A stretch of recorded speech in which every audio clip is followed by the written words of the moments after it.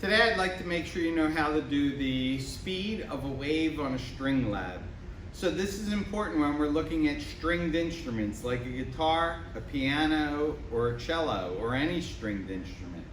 We want to know how the tension in the string affects the speed of the energy pulse moving down the string.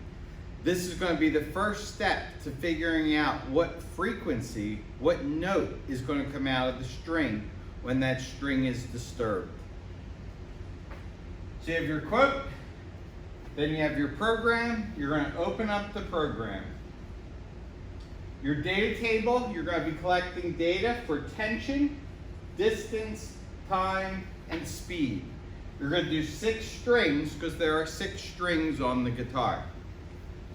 So the first thing you want to do is make sure it says equal mass strings. If it does not say that, just click in that area and switch so that all of the strings have the same linear density. You do not need to write down the linear density, but make sure they are all the same exact value. Then you're going to click on the tuning area of the guitar. It will then zoom in on that area. Then you can click on each of these tuning bars, and you might have to click them multiple times. Try to get them so that they're about 10 newtons apart. So I made my first string the smallest tension, and then I went up by about 10 each time. You want to have a nice spread of tensions so you have a nice graph so you can determine your relationship. Okay, so you have 6 different tensions.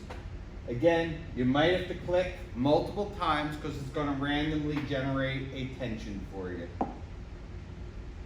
Once you have all 6 tensions where you want them, write them down in your data table and then go back to the main area of the guitar. You just hit the return button. Now you're actually going to send the pulse down the strings of the guitar. You click on the area that you'd normally play the guitar and it will zoom in on that section of the guitar. You're then going to click the string that you want to send the pulse down. The pulse will start right at the 0 mark and it will begin moving down the string. Let it go pretty far, but don't let it go off the screen. At some point you want to stop it and you want to write down your distance in centimeters. And you want to convert it to meters. So in this case, it's about 0.211 meters, 21.1 centimeters. Then you want to divide by the time. Be careful, these times are really quick. So these are in microseconds. So make sure it's e to the minus 6. You then get a time and a distance, and you could use it to find your speeds. The speed should be somewhere probably between 10 and 1,000. Maybe you'll go above 1,000, but it should not be in the tens of thousands. Okay, so calculate your speed. Do that for all 6 strings. Then you're going to graph it. Tension is the thing that we changed. Speed is the thing that changed as a result. You're going to graph it and you're going to curve fit it. When you curve fit it, make sure it goes through 0, 0. So you're going to get a curved graph that looks something like this. Do not pick linear, even though it might look like it fits. You should get 0 speed when you have 0 tension. Give me the equation.